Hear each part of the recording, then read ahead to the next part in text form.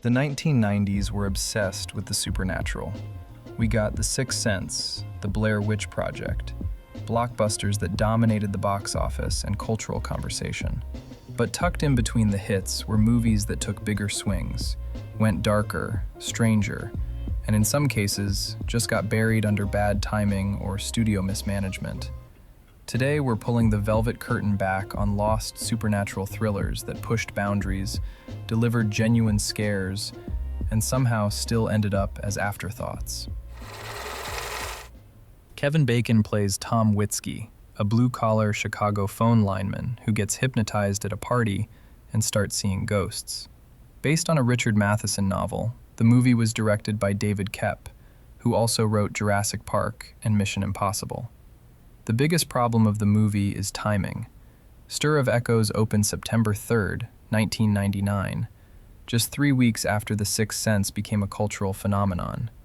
Both films deal with ghosts and psychic visions, so audiences assumed Stir of Echoes was a knockoff, even though Matheson's novel came out in 1958.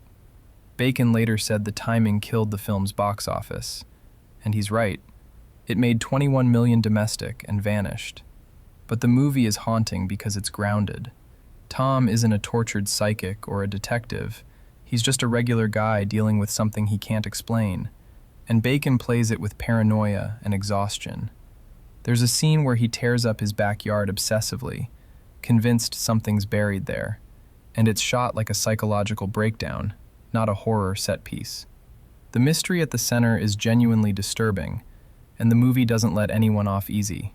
It's just a shame it got buried. Christopher Walken plays the Archangel Gabriel in this theological horror film about a war in heaven spilling over into Earth. The story follows a priest-turned-cop named Thomas Daggett, played by Elias Koteas, who discovers a conspiracy involving angels trying to use a dark soul to win their rebellion against God. Walken later said he took the role because the script was strange and he liked playing a character who was both angelic and terrifying. Gabriel in this film isn't a benevolent figure. He's resentful, cruel, and treats humans as tools. The film was made for about $8 million and shot quickly in Arizona and Los Angeles, with minimal effects and a focus on practical makeup for the angel sequences. Viggo Mortensen shows up in a small role as Lucifer, delivering one of the film's most memorable scenes, where he explains why he's helping the humans. It made about $16 million domestically, which wasn't great, but it spawned 4 direct-to-video sequels, most of which Walken didn't return for. What makes the prophecy work is its willingness to treat angels as alien and incomprehensible, rather than comforting. It's weird, dark, and takes its premise seriously. Okay, The Gift technically came out in 2000, but it premiered at Sundance in January and feels like it belongs to the 90s. Sam Raimi directed this Southern Gothic thriller about a psychic named Annie Wilson, played by Cate Blanchett, who gets pulled into a murder investigation when a local woman goes missing. The script was written by Billy Bob Thornton and Tom Epperson, based loosely on Thornton's mother, who claimed to have psychic abilities. Raimi shot the film in Savannah, Georgia, leaning into the Spanish moss and decaying mansions aesthetic, and the cast includes Keanu Reeves as an abusive husband, Giovanni Ribisi as a disturbed mechanic, and Katie Holmes as the missing woman. Blanchett is the emotional center of the film, carrying the quieter, more character-driven scenes. It made about $44 million worldwide on a $10 million budget, so it wasn't a failure, but it got overshadowed by bigger releases and never found a wide audience.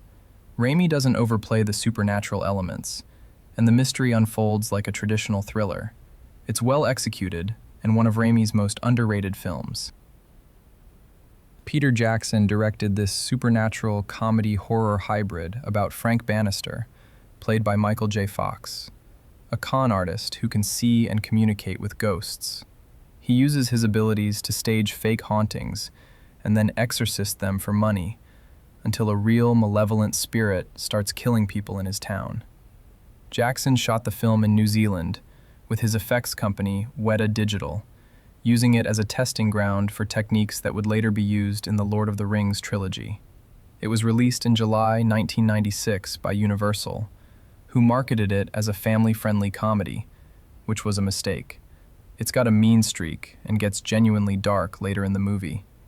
The film made about $29 million domestic on a $30 million budget, which was considered a flop, and it hurt Jackson's reputation in Hollywood temporarily. But the effects hold up remarkably well, especially the ghost characters, who were animated using motion capture and digital compositing. It has a manic energy that's hard to pull off, and Jackson balances horror and comedy better than most directors. It's one of Fox's last lead roles before he stepped back from acting, and it's a shame the film didn't connect with audiences at the time. Denzel Washington plays John Hobbs, a Philadelphia homicide detective who watches a serial killer get executed, only to realize the killings haven't stopped. The twist? The killer was possessed by a demon named Azazel that can jump from body to body with a single touch. Director Gregory Hoblit shot the film on location in Philly during a brutally cold winter, which adds to the film's oppressive atmosphere. Washington reportedly took the role because he wanted to explore a character slowly losing his grip on reality, and it shows. There's a scene where the demon transfers through an entire crowd of people on a busy street, each person singing the same Rolling Stones song as Azazel passes through them. The sequence was done with minimal effects, just blocking and timing, and it's genuinely unsettling. The movie made about $25 million domestic on a $46 million budget, which wasn't great, but it found a second life on home video.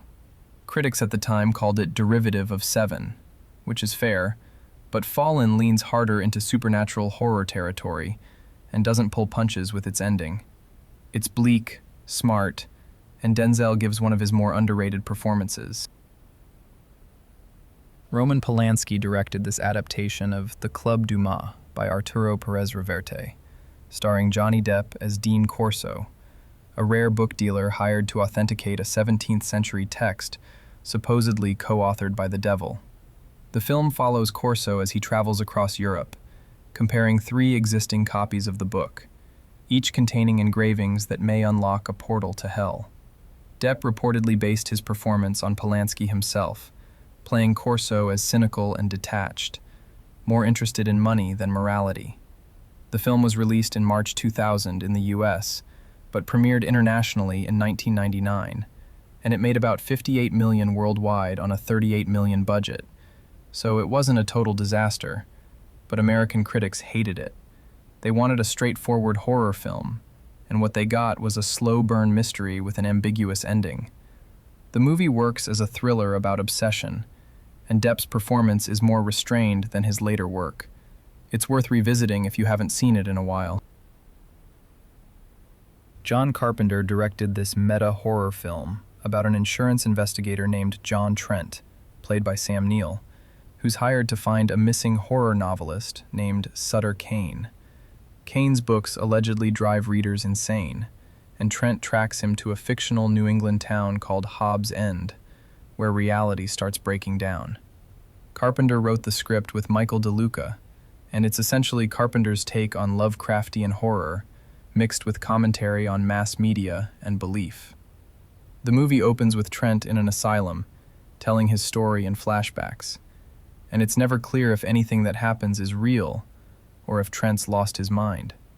Carpenter shot the film in Canada on a modest budget, and he uses practical effects for most of the creature work, including a scene where a character's face splits open. It made about $8 million domestic and got dismissed by critics, but it's aged incredibly well. Carpenter was ahead of the curve with its themes about reality, perception, and how stories can reshape the world. Clive Barker wrote and directed this adaptation of his own short story, The Last Illusion, about a private detective named Harry D'Amour, who gets pulled into the world of stage magic and real sorcery. Scott Bakula plays Harry, and the movie opens with a flashback to 1982, where a cult leader named Nix, played by Daniel von Bargen, is killed by his former followers. 13 years later, Nix's disciples are trying to bring him back, and Harry gets caught in the middle. Barker fought for an R rating, but ended up releasing a director's cut later with more gore and a longer runtime. The film was made for about $12 million, and barely made that back domestically, which effectively ended Barker's directing career in Hollywood. What makes Lord of Illusion stand out is its tone. It's a detective noir mixed with supernatural horror, and Barker treats magic like a disease, something grotesque and corrupting. There's a scene in a magic theater where an illusionist gets sawed in half for real, and the audience keeps applauding because they think it's part of the act. Barker uses practical effects for most of the violence, and it holds up better than you'd expect. The movie has a bit of a cult following now, but it's worth checking out.